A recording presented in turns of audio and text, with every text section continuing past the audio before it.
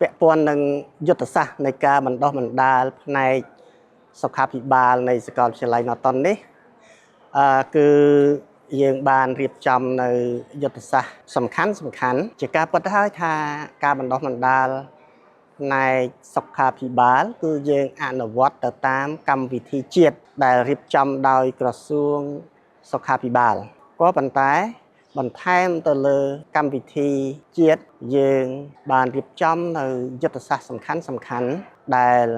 ពាក់ព័ន្ធទៅនឹង3ចំណុចទី1គឺពាក់ព័ន្ធទៅនឹងការបញ្ចូលឲ្យបានច្រើននៅជំនាញទន់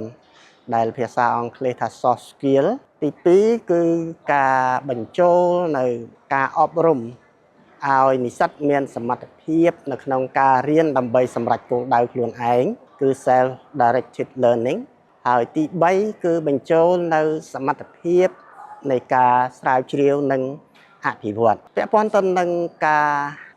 បញ្ចូលនៅ soft skill ឬក៏ថាជំនាញទន់នេះគឺយើងបង្រៀនពីអ្វីខ្លះគឺយើងបង្រៀនឲ្យនិស្សិតមានសមត្ថភាពនៅក្នុងការទំនាក់ទំនងឲ្យមានប្រសិទ្ធភាពឲ្យមានសមត្ថភាពនៅក្នុងការចុះសម្រុងនៅក្នុងការបំពេញការងារឲ្យបានជោគជ័យឲ្យមានសមត្ថភាពនៅក្នុងការរៀនសូត្រឲ្យមានប្រសិទ្ធភាពដូចជាសមត្ថភាពនៅក្នុងការបង្ហាញការយកចិត្តទុកដាក់សមត្ថភាពនៃការបង្កាន់ខ្ជាប់នៅភាពហ្មត់ចត់នៅក្រមសីលធម៌ការងាររបៀបទំនាក់ទំនងឲ្យមានប្រសិទ្ធភាពជាដើមនេះគឺពាក់ព័ន្ធទៅនឹង soft skill ហើយពាក់ព័ន្ធទៅនឹងការសិក្សាអំពីការសម្រេចគោលដៅខ្លួនឯងពីព្រោះថាធម្មតាទេកម្មវិធីជាតិវាជាកម្មវិធីរួមក៏ប៉ុន្តែនៅពេលដែលនិស្សិតចេញទៅធ្វើការបរិយាកាសការងារប្រកបជាប្លែកពីគ្នាតិចតួចជាមិនផុតដូចនេះការស្រាវជ្រាវបន្ថែមការសិក្សាសម្រេចគោលដៅរបស់ខ្លួនបន្ថែមដើម្បីធ្វើឲ្យអាជីពរបស់ខ្លួនបានជោគជ័យនោះពិតជាសំខាន់បាទអញ្ចឹងនិស្សិតម្នាក់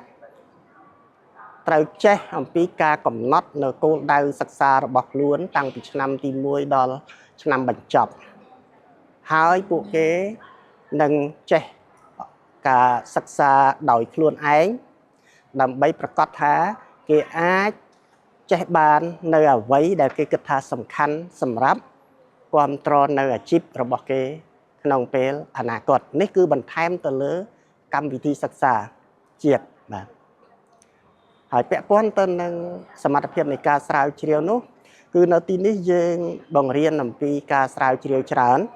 គឺតាំងពីឆ្នាំទី1ឆ្នាំទី2យើងបញ្ចូលអំពីទស្សនៈទានស្រាវជ្រាវយើងវឹកហាត់ឲ្យមាន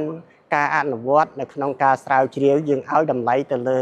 ការស្រាវជ្រាវសំខាន់និយាយជារួមគឺយើងព្យាយាមអភិវឌ្ឍវប្បធម៌ស្រាវជ្រាវនៅក្នុងផ្នត់គំនិតរបស់និស្សិត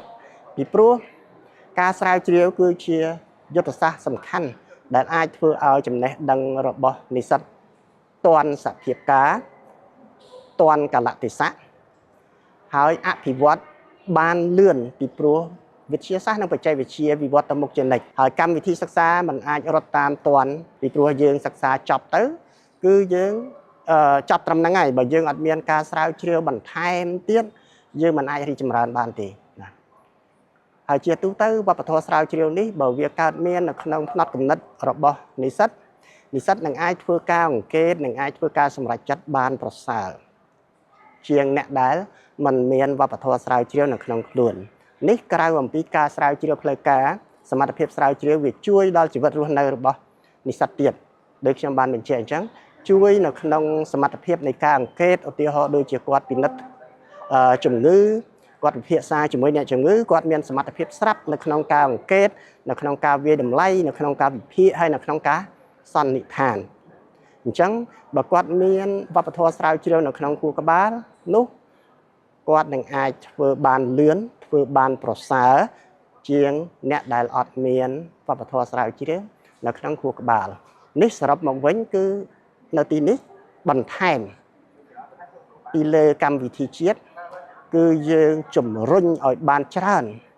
នៅសមត្ថភាពដែលពាក់ព័ន្ធទៅនឹង soft skill ខ្ញុំនិយាយថាបន្ថែមទៅលើកម្មវិធីជាតិមិនមែនបានន័យថាកម្មវិធីជាតិអត់មានទេក៏ប៉ុន្តែ